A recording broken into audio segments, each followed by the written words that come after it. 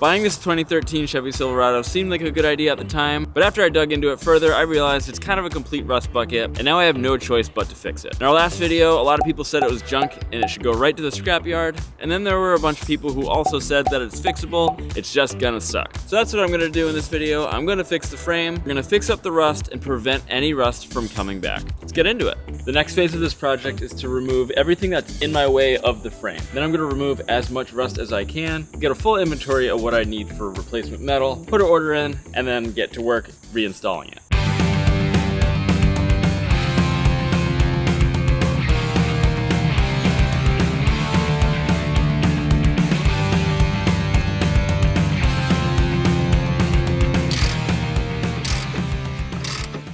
The final thing before I can start descaling all of this rust is to remove these brake lines. I've been fighting with these clips and the ABS module for like a day. Maybe I can get that clip now. Please hold. Whew. All right, let's go put these somewhere safe. So this brake line fitting broke right off here. These lines look remarkably okay, all things considered, but I'm gonna stash them, see how things go.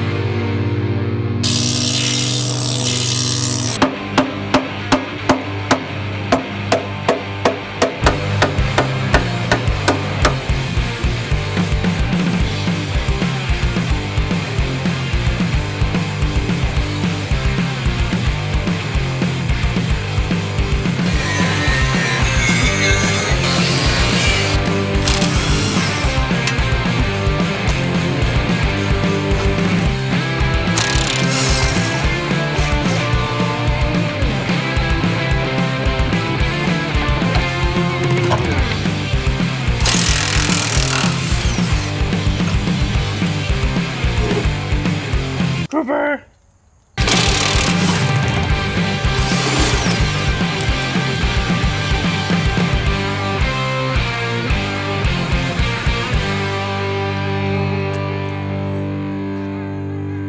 I might need your hand so it doesn't just drop on me. I gotta put shoes on. Okay, I'll wait for you. Next thing I'm gonna do is remove this hitch. I'm gonna be putting on a new one later, but for now I'm just gonna get it out of the way so I can clean up all the metal in the surrounding area. The first piece I'm gonna replace is this rearmost crossmember.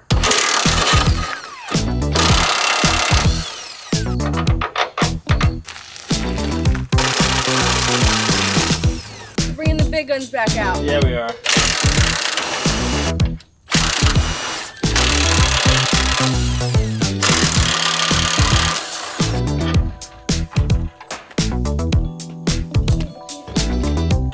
Alright, there we go. That's only 4 bolts. See what we got?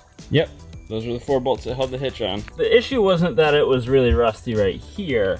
The issue is that it was cracked. It's actually cracked right here. Rather than trying to reinforce it, we just have a replacement with this video sponsor, eTrailer. Matt from the future here, and just a little spoiler, this is a little sneak peek of what's to come, and I figure now we will install some sumo springs from this video sponsor, eTrailer. And it is literally as easy as this. Don't believe me? All you need to do is remove the factory bump stop bolt with a 10mm socket, and then attach the new mounting plate into the existing weld nut using the provided hardware and thread lock. Depending on your truck gear, you might need to use some different hardware, but everything is included with the Sumo Springs kit. After installing the mounting plate, hand tighten the Sumo Springs with some more thread lock, and the installation is complete. See, it really is that easy. Adding these in will improve the ride experience while towing and while having heavier things in the bed. We also got replacement mirrors. Megan's harvesting some black walnuts, which have been absolutely obliterating the truck. Broke the freaking mirror on it. And a new tow hitch, all from eTrailer.com. So if there's something that you need for your truck or trailer, check out eTrailer.com for just about anything you might need. Thanks again to eTrailer for sponsoring this video. Now let's get back to the repairs.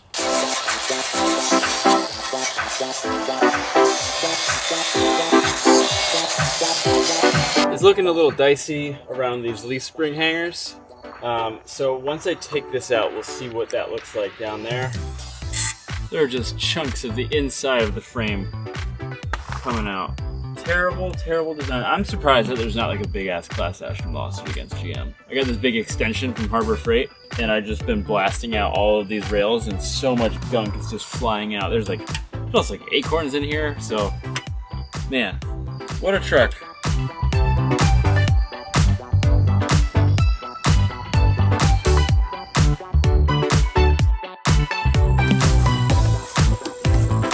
Alright, now that our back window and the cab are protected, I'm going to show you what I'm going to use to replace all of the cross members and reinforce the frame. Now this is a really big project, and I'm starting to feel a little out of sorts about how to start, because there's so many things that need to be done. So I always find what works best for me personally is to break it down into small pieces, write a list, and then tackle it from the top down. Or in this case, the back to the front.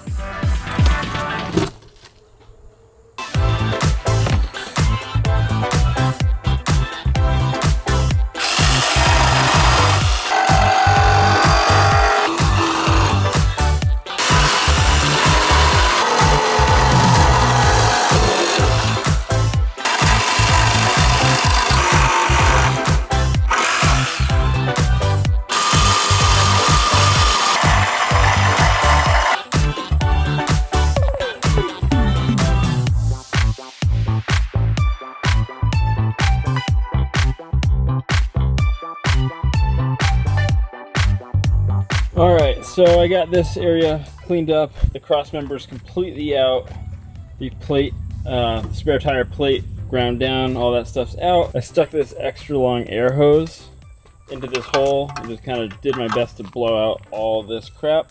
So this is actually a undercoat scraper, so I'm gonna see how that goes. And I wanna remove as much as possible. I'm realistically not trying to get this thing perfect. Better than it currently is really the goal. Even if I just colossally fail, at least I tried.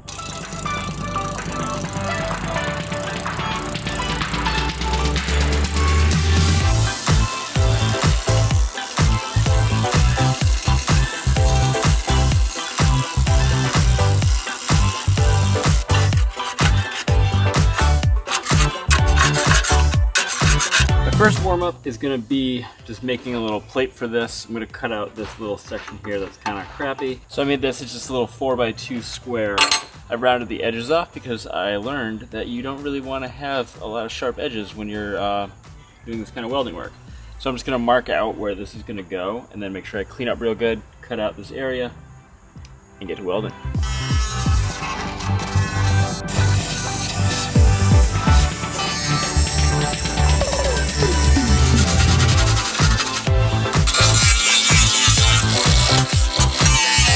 I had my first experience welding when I worked in an auto shop in college. When I look back at all the different jobs I've had throughout my life, I'm definitely most grateful for that one because of how many useful skills I learned. I've been able to save thousands and thousands of dollars over the years by doing all of my own mechanical work. I bought this welder when we restored our Airstream because I couldn't even get a quote or call back from any welders in the area. I was quoted between $3,000 and $8,500 to do this job, and that's just not the kind of money I have lying around when I'm capable of figuring this out. It's been a little while since I welded, and I'm curious to see how this weld through primer works. It's got good reviews. I watched a few YouTube videos that said if you're plating anything, especially in automotive, you want to put some kind of primer between them. This is a zinc heavy primer, so basically the zinc acts as a sacrificial material, so that way the metal on metal doesn't just totally rust out, like kind of the same situation that we're having now. So we'll see how it goes. Let's get to it.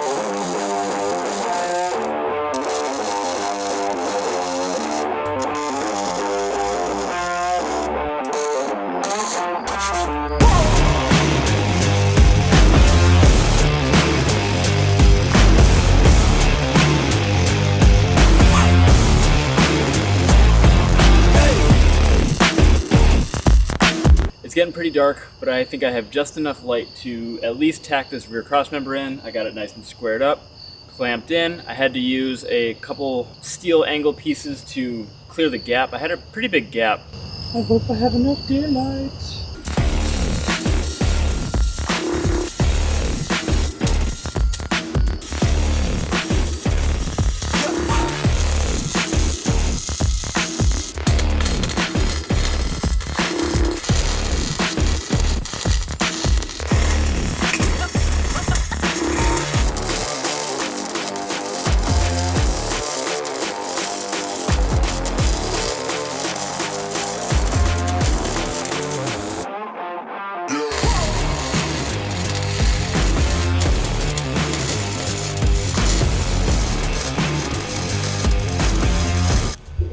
I think a future investment is going to be a welding shirt, especially for the under the cab part where I'm going to just be under the ground, pretty much welding right above me. Yeah, this is not a fireproof shirt. But I got the rearmost crossmember in. I think it's looking pretty good. And now I'm going to put on the spare tire plate. So this is the original one, and this is the replacement one.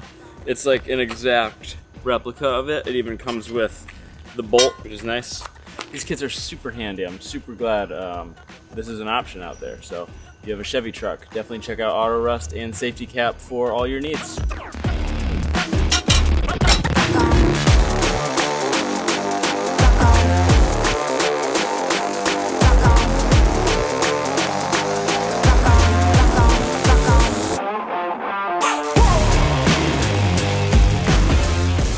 So they're not the cleanest, not the best looking. I might grind them down and do another pass. Yeah, I think that's pretty solid. Yeah, that's pretty solid. Uh-oh, the supervisor's here. Oh, wow! Babe, you're getting so much better at welding. I know. Yeah, that looks good. Yeah. It's time to replace this crossmember.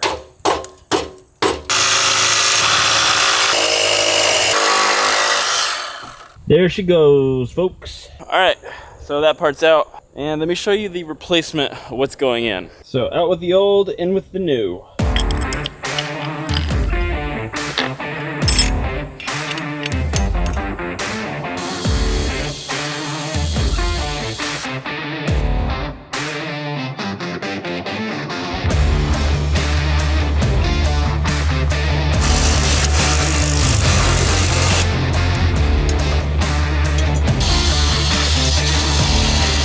Now that I got the rest of the crossmember cut off, I just need to cut out the inner and outer portions of that tube, grind everything up, and then see how these new plates are gonna fit on. The replacement kit comes with these outer plates, so they're gonna go one on the outside, one on the inside on both sides.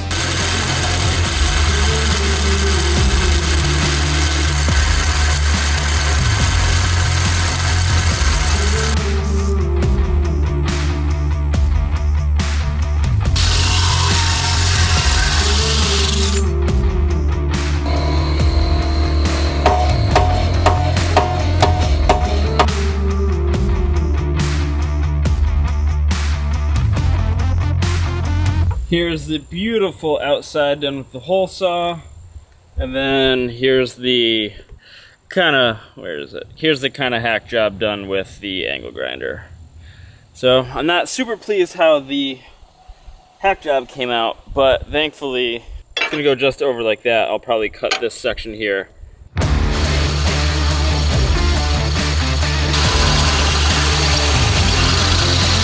There it is. That side's done. This side's done. Now we have to just clean up both sides and then put the brackets in, and put the piece in, and then weld it in. I decided to move the exhaust out of the way so I have more room on the passenger side frame rail.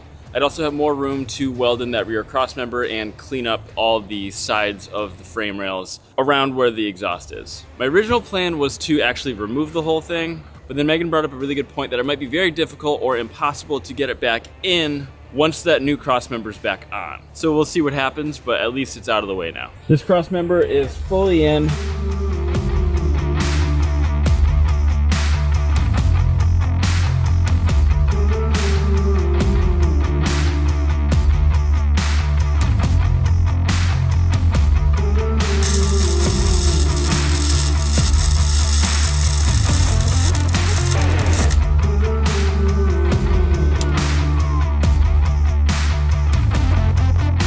These are the safety cap frame rail replacement pieces. They're heavy duty steel, and once they're installed, these are supposed to make the frame as strong as the original, if not even stronger. That's what safety cap says. I need to remove everything that's going to be in the way of installing these, including all of the original factory undercoat, get it down to bare metal, and then install these. They should slide right up and over, and then I just need to weld around the entire perimeter, and I assume it's going to take all day to do just one side, because that's how slow things are going. It is what it is. I'm working on the ground here.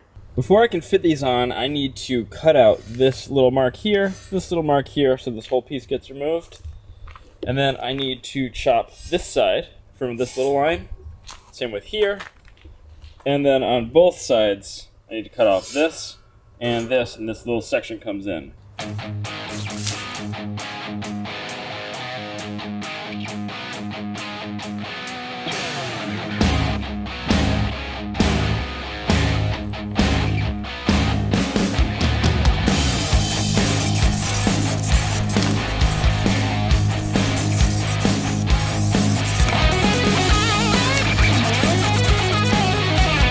The next thing I need to do is remove all this undercoating. There's not a whole lot left over here, but you can see this little section right there. Just a little example of how flaky this shit is. So this is the cause of all of the rust throughout this entire truck.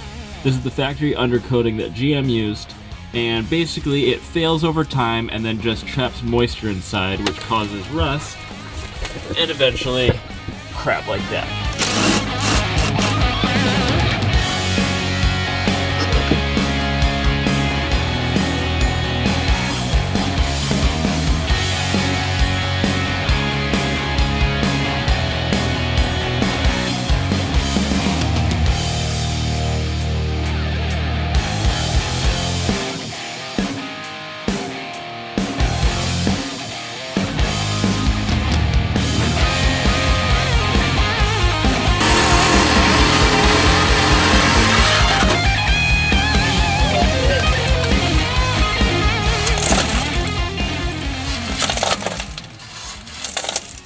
All right, so the passenger side frame cut out. Look at that crap. Truthfully, the metal around it looks pretty solid. Not gonna say that was easy. It took me like all day to get that done. And I'm trying to think about what I did today that took so fucking long to do. Because the sun's about to go down, and honestly, I feel like I made no progress today. I'm really feeling discouraged with this. I really don't want to do it anymore. But went past the point of no return a long time ago.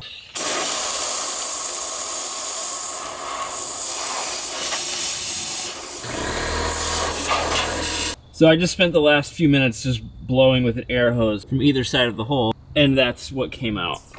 That is crazy. What are your thoughts on using this vehicle to tow? Oh, we might not. We probably won't. Anyone who said probably don't tow is probably right.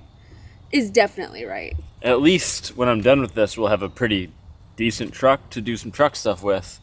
But unfortunately, we will not be able to tow our Airstream with the truck, which leads us to the next thing of what the hell are we going to do with the truck when we're done? We don't know. Hit me up for your frame restoration needs, guys. But don't, because I will not do it for you. I had a little bit of a change of heart, and I decided to put in a little bit more effort into getting the frame rails cleaner by removing the undercoat. So let me show you what I did. That is damn near bare metal. So you can see that is smooth. I hit it with a grinder disc, not a wire wheel. Honestly, it was my first time using one of these. And it worked great, like so well. It got most of the rest of the undercoat like completely off. And then I was able to just take a rag soaked in diesel and just rub it on. So I'm gonna clean this off, wipe it down, and then tomorrow I'll weld. It's time to install the frame rail support pieces.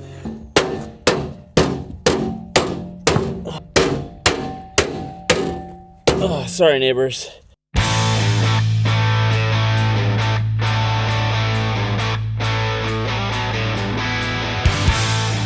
All right, we are tacked in all the way around on both sides. And now I'm gonna just go through and just connect the dots all the way across. Am I the best welder? No, but they do say if you're an average welder, you can do this. So I'd say I'm an average welder.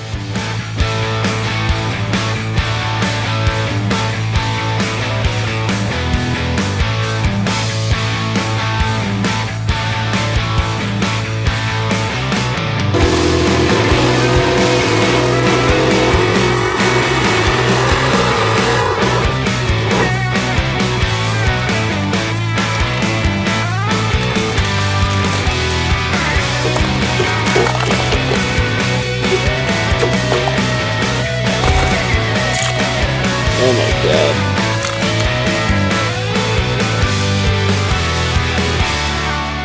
Alright, we have the one side cut. Other side also cut. Yikes. Probably have to trim up a little bit more, but yikes. That's the inner part of the frame rails. Yikes, man. This thing sucks. I'm way past the point of return, so Let's keep going forward.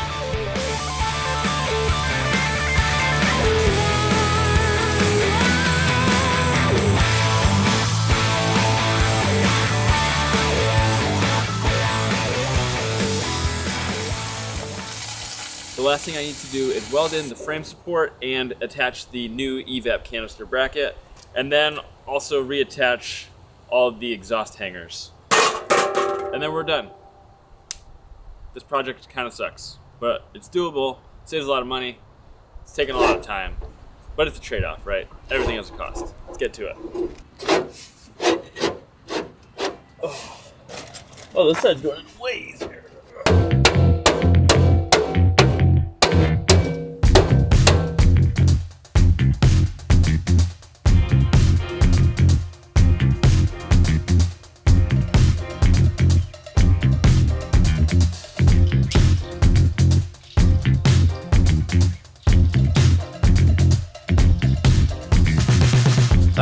Piece is welded on. I also reattached this EVAP bracket. So now the last bit of welding I need to do is reattaching those exhaust hangers. So once Megan comes out and helps me reconnect the exhaust, I can weld those on. And then this project, at least the welding part, is fully done. And I feel great about that. For our last trick, we're gonna put the muffler back in place.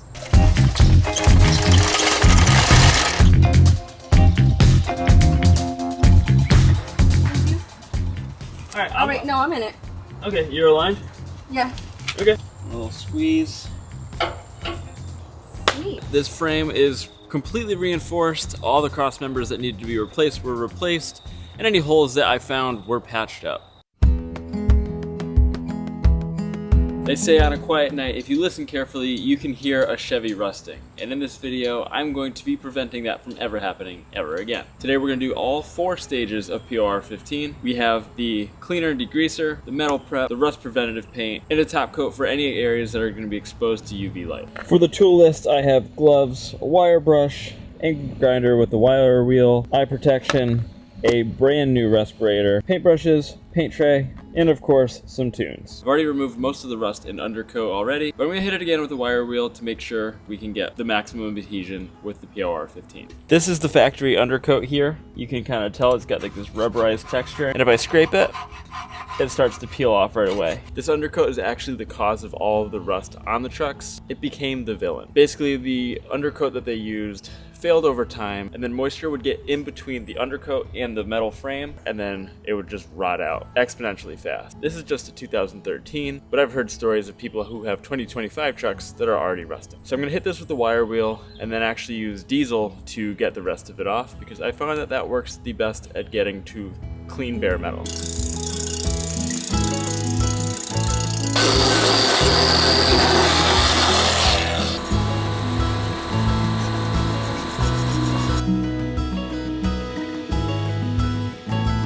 I did my first round of the cleaner degreaser, which is a highly toxic substance, and you definitely don't want to get it on your skin or in your eyes or breathe it in, so good respirator and gloves is definitely the key to this. Now I just have to wait for the frame to dry before I apply the metal prep. Phase 2 is complete. That's the metal prep. You have to keep it on, make sure it stays moist for at least 30 minutes. And you can see the science actually working as the time goes on. You can see where the rusty parts are, and you can see that it starts to kind of turn like white, that there's some kind of chemical reaction going between the metal prep and the rust. We're rinsed off. I'm gonna let it dry. Paint tomorrow. Then we'll be done with this whole part of this restoration. Good morning. Check out the frame. You can see the metal prep did its work. This is like a zinc phosphorus residue left over that actually acts as part of the rust preventative feature, which is why they say to use all of the steps for the POR 15. POR 15 actually sent us the big jugs, but I actually had a couple of these left over from the airstream, so I'm actually gonna start using this little guy.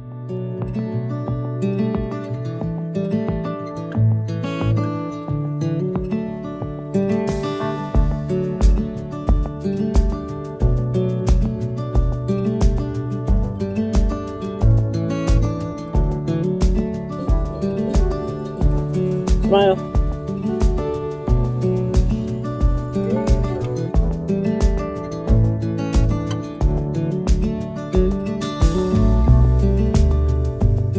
I just did the second round of the rust preventive paint, And it's looking really, really nice. Just look at how good that looks compared to what it was looking like before. Shiny and glossy. Real nice. The next step is to let it dry to where it is still a little tacky, but dry to the touch. Now it's time to hit it with the top coat, and this is only gonna go on the sides that are exposed to any kind of UV light. So I'm gonna do the sides of the frame rails, differential, and the leaf springs. That's pretty much it. So probably shouldn't go through more than one can. Not bad, huh? So good. Brandy new. It's a new frame. That looks so good. Oh, babe, that looks amazing. Oh, this looks good. Yeah.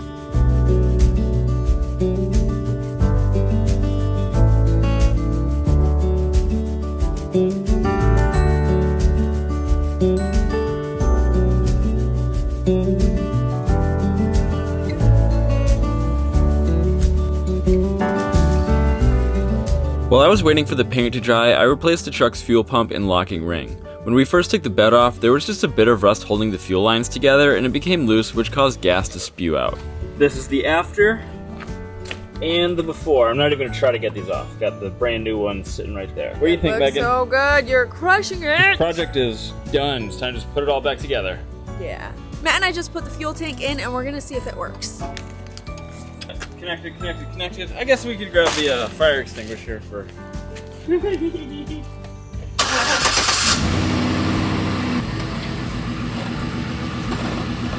Oh, God.